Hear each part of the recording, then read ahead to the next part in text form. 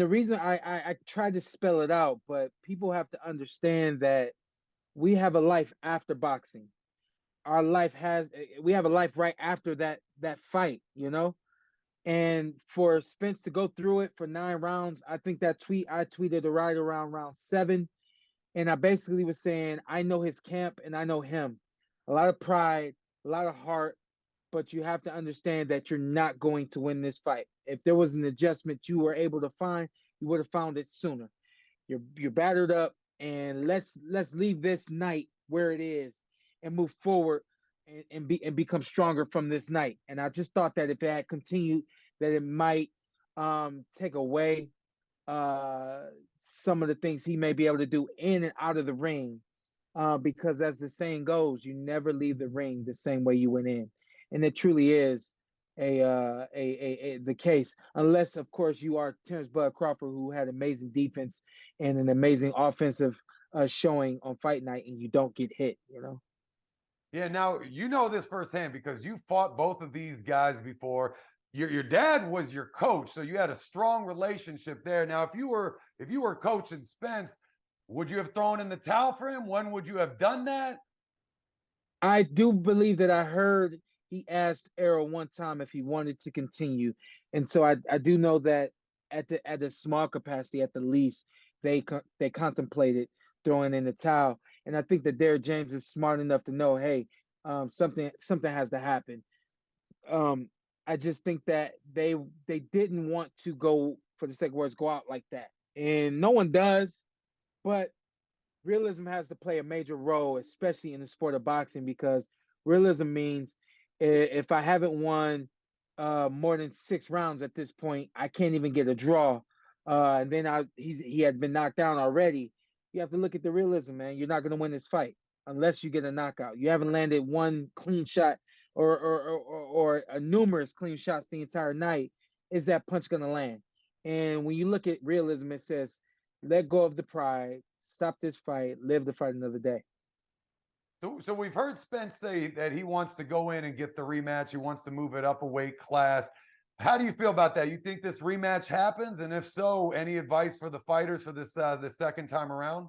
Yeah, I think, well, number one, to speak from a fighter and a business perspective, he has to say, I want to move up and I want to have this rematch. If he does not say that, then he hasn't actually initiated that or activated that rematch clause. So he has to say that, yes, he's going to go home. He's going to talk to the team. They're going to really analyze this and figure it out.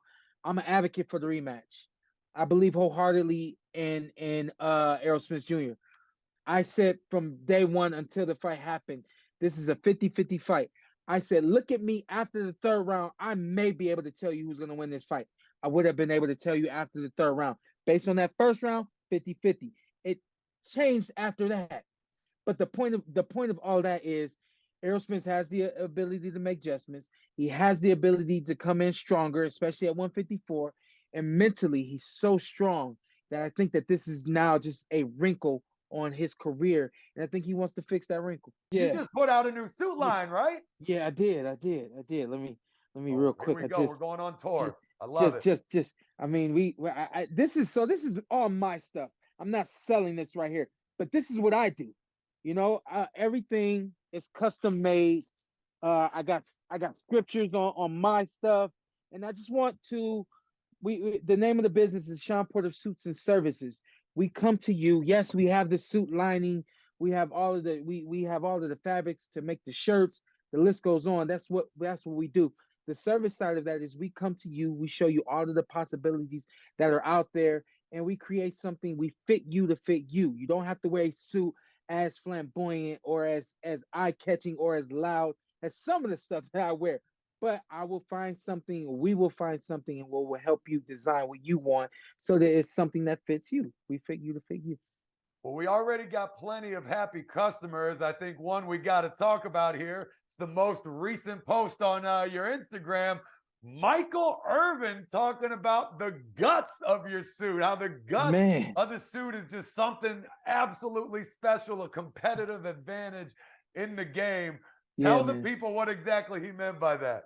Listen, real quick, I got picked up with GQ Sports to do some posting throughout the night.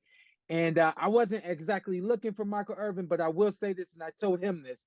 He is an inspiration for the way that I dress. So being able to see him last night was big for me. Being able to get him on my social media talking about suits in general. But then he chose to talk about me and how I dress, and it was really, really big for me because he has the NFL, like football, is my thing, and he has been a source of my inspiration for commentary as well as dressing. And so it was big for me to get him on. And what he was saying, the guts of the suit. Basically, you got to have guts to pull it out. And this is what I tell people: whatever you feel comfortable in, people will receive. If you don't feel comfortable in it, people gonna look at you and say, "I don't know about that," you know. And so that's why I dress the way that I dress. I feel comfortable in it, and so people, most of them like it, some of them don't. When they don't, oh well, I catch you at the next show. You'll like the next one.